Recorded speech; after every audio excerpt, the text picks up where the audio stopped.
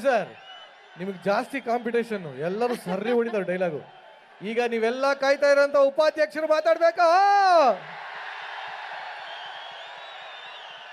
ಏನ್ ಉಪಾಧ್ಯಕ್ಷರೇ,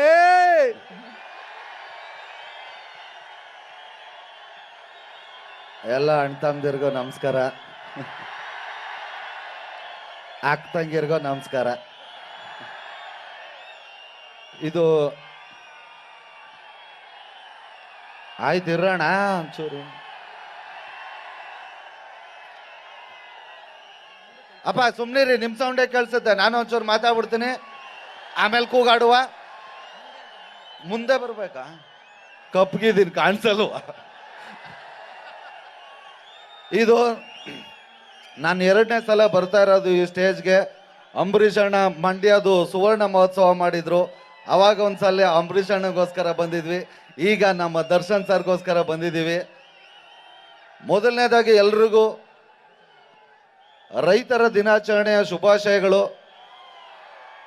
ಇವತ್ತಿಗೆ ಕಾಸಿದ್ದವನು ಕಾರಿದ್ದವನು ಈ ಥರದವನು ಶ್ರೀಮಂತ ಅಂತಾರೆ. ನಿಜವಾಗ್ಲೂ ಹೇಳ್ತೀನಿ, ಇನ್ನೊಂದು 20-30 ವರ್ಷ ಹೋದ್ರೆ 2 ಎಕರೆ ಜಮೀನು ಇಟ್ಕೊಂಡಿರೋ ನಿಜವಾದ ಶ್ರೀಮಂತ. ಒಡ್ರೆ ಚಪ್ಪಾಳೆ.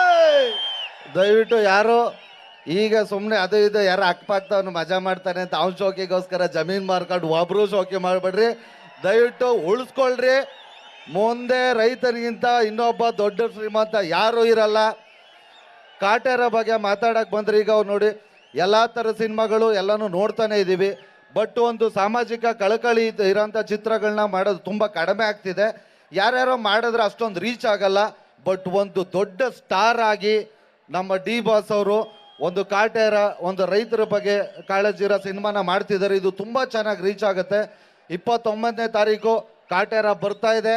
ಎಲ್ಲರೂ ನೋಡಿ ಹರಿಸಿ ಆಶೀರ್ವದಿಸಿ. Thank you so much. And ಅತಿ ಶೀಘ್ರದಲ್ಲಿ ನಾವೆಲ್ಲ ನಮ್ಮ ಉಪಾಧ್ಯಕ್ಷರನ್ನು ನೋಡೋದಕ್ಕೆ ಆಸೆ ಪಡ್ತೀವಿ.